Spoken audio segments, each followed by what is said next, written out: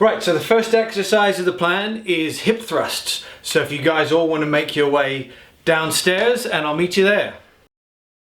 I want you guys lying on the ground with your feet underneath your hips, and we're going to think about squishing that space underneath your back and between the floor. So think about pressing your back into the floor as much as you can, and we're going to simply lift our hips off the ground, okay? And what I want you to do is I want you to start getting used to this, okay? Lift your hips off the ground. Don't worry too much about what you're doing. Squish your back into the floor and lift up your hips, and just get used to this movement. Once you're used to this movement, we're going to make it a little bit harder, okay? So we're going to start pushing our back into the ground, tightening our stomach, and trying to lift our hips up with our stomach. Sounds weird, right? Well, it's a bit harder. Yeah. So tighten the stomach and lift your hips up with your stomach, and then back down. The great thing is you can start this out by doing about 10 to 12, but then the harder you get it, by tightening that stomach, you only need to do about 5 or 6. So let's just see you, Juliet. Okay, so I'm squishing the gap. Yep. I'm squeezing my stomach. And now lift your hips up. And then down. lowering. Squeezing the gap. And lift your hips up. Squeezing stomach and lifting hips. Do you squeeze your bum as well? Yeah, so what will happen when you tighten your stomach and you lift your hips up, your bum will automatically tighten. Yeah. And you can use your hands, if you want, to push your hands into the ground to get a bit more of a contraction at the top, and hold it for a couple of seconds. Don't forget to breathe. Good one, I did forget to breathe. Okay, squish the back, squeeze the stomach, and breathe, lift the hips. And lift the hips. Hold, and back down. Brilliant. And once you're starting to do this with a lot of tension, 5-6 reps is all you need.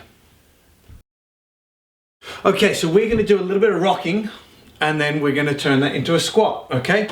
So first thing I want you to do is you're sitting down. Mm-hmm. Now you can either have your toes tucked, or you can have your feet on your, what would be your laces, okay? So either pop your feet down or tuck them.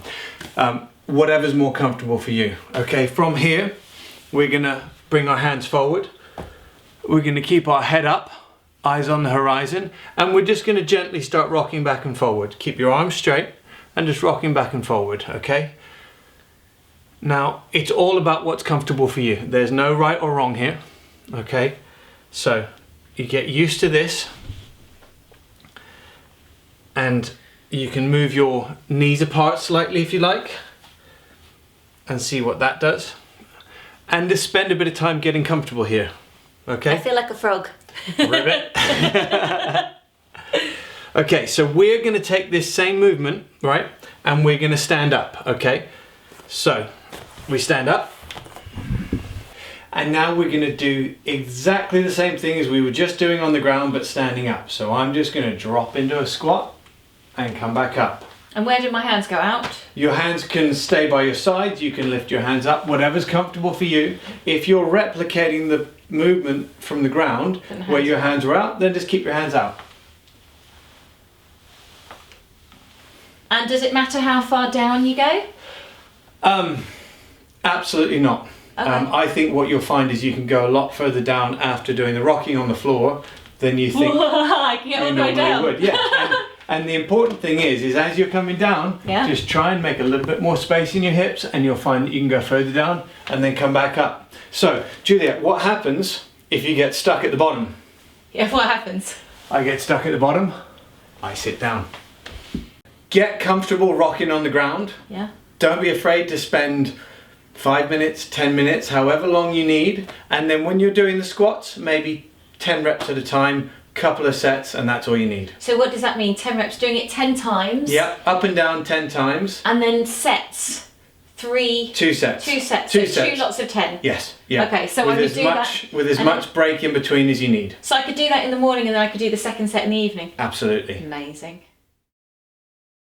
Walking, which we're going to turn into marching, and then if we get really good, we're going to turn it into skipping. That sounds a bit dangerous. When's the best time to do this? Well, how long does it take for a kettle to boil?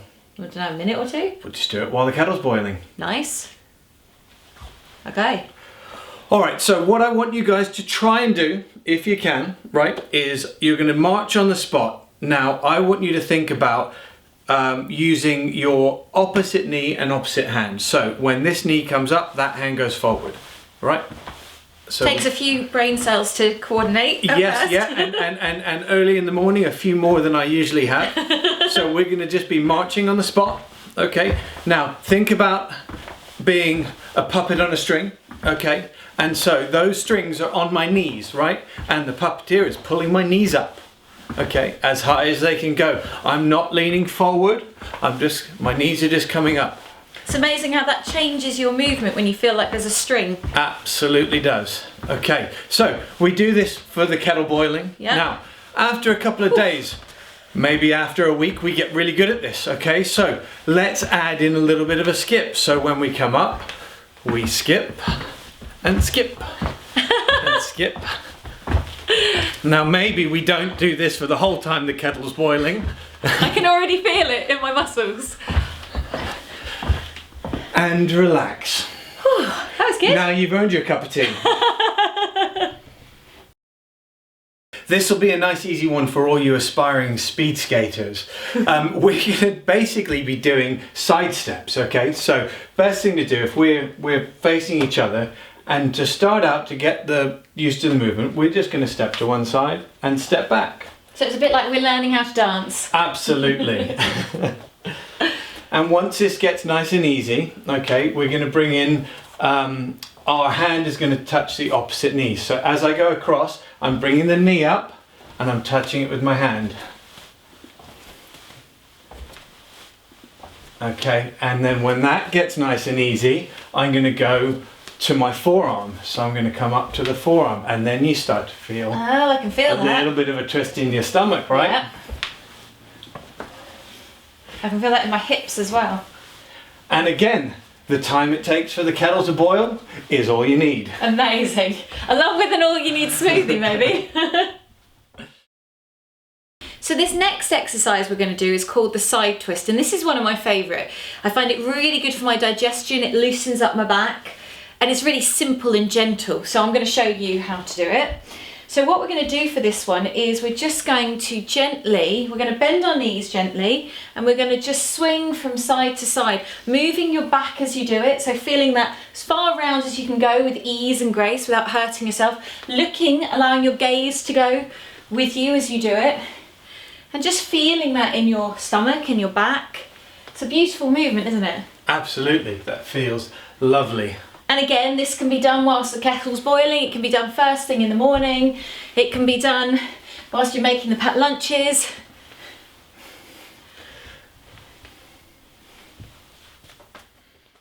So one of the first things we learn in our early youth is crawling. So we then tend to forget all about it. And so we're going to look a little bit about relearning some of that, okay?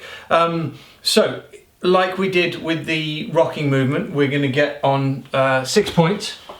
So knees, toes, and our hands. We're going to go have our head up, eyes on the horizon, and we're just going to crawl forward on our hands and knees. Do we need to move opposite hand and leg, or are we just doing the same? Absolutely, if you can. And just remember that anything is good, okay? Yeah. So if you can, just crawl forward as you can, okay? Right, so we're gonna go forward again once more, and then we're gonna go back. Now, when this gets nice and easy, remember, I'm keeping my head up and my eyes on the horizon. When this gets nice and easy, maybe a few days along, I'm gonna just lift my knees up, okay? So, 2 things that I wanna remember. I wanna keep my head up, and I wanna make sure my bum stays down. Okay, so I go up onto my knees. How do you go up on your toes? Up, so you go up so on onto your toes, lift your knees off the ground. Yeah. And just crawl forward. Oh my god, I don't know if I can do forward, that. And crawl forward, and crawl forward. And then let's crawl back. Just keep those knees down, Juliet, for now. Back. And relax. Whew. So this is why we spend some time just crawling. Preparing. And just, so we're lifting, right? Yeah. And then we're going back and we're just lifting our knees up, okay? And then once we get comfortable with that, we're just going to try and take our knees off the ground completely, and go forward. And even if you can only do 1 or 2, then we stop. Okay. Okay, so we spend some time. Cool, that's a bit hard. Yeah. I got a few in. Yeah. And I think as you build up, you said it gets a bit easier. Yeah. Spend a little bit of time getting comfortable crawling, and then just lift your knees off and try that. I mean, and even I if guess it's just 1 or 2 each way. Also just stay like this. Yes. Because that feels really good as well. I can do that, but then moving. Yeah, about keep, 2 is about my limit. And just remember, head up, eyes on the horizon. Amazing. Whew. And now to the plank pose. This is one that can be a little bit tough, so I've got a little version of it that I like to start with. It's very, very good for your core muscles, good for your arms and your shoulders as well. It's a great overall body workout. So if you want to do the beginner's level, then what you need to do is you come onto all fours with your knees back a little bit, your back straight, and you just stay like this so that your weight is more on your arms than anywhere else. So you can start feeling almost like you're holding your body weight. And just do that for as long as you need to. Johnny, what's the next level? So next level from here, we're going to go down onto our stomach. Okay. Yeah. So we're going to come onto our forearms, and what we want to do is I'm going to tighten my bum, I'm going to tighten my abs, and I'm just going to lift myself off the ground. Now, as you can see, I'm shaking a little bit because I've got my abs tight. I've got my back is straight, so my back is not arched. Okay. So my abs and my bum are super tight. My legs are on fire right now. And the other thing I'm trying to do is I'm trying to bring my elbows back as far as I can. So I'm actually, because of that, my shoulders will go back. And to get a little bit technical, our lats will engage. So these muscles on the back here will engage, and it becomes an all-body fight. All right, so if I'm like this, and then I go up, I'm squeezing my bum, I'm squeezing my stomach, my elbows are pushing down and back. And so now these muscles are engaged, your shoulders are nice and low. And that's me. Yeah. I get about 10 seconds. But it's a good workout. Yeah, definitely. And it doesn't matter how long you do it for, it's going to be engaging all those muscles, isn't it? I would say if you do that for about 15 to 20 seconds, you're going in the right direction. Okay, well, I've got 10. I'm going to work up from there and see where I get. What's the next level? So next level with the plank is a combination of what we just did and what you did before. Okay. So we're going to go on our hands and on our feet. I'm going to tighten my stomach. Yep. I'm going to tighten my bum. Yep. Right. I'm going to bring my shoulders down. There we go. And that makes my lats engage. And I'm just going to squeeze. Okay. That's me. Oh, and then into the child pose for recovery. And if you're doing this right, about 20 seconds is all you need. Wow, it's not long, is it? It's amazing in such a short time you can get such benefit. And then I find going back into the child's pose with my knees open like this and my body forward, laying down with my head on the ground, really soothes me after that. And is that where you start snoring after a minute or two?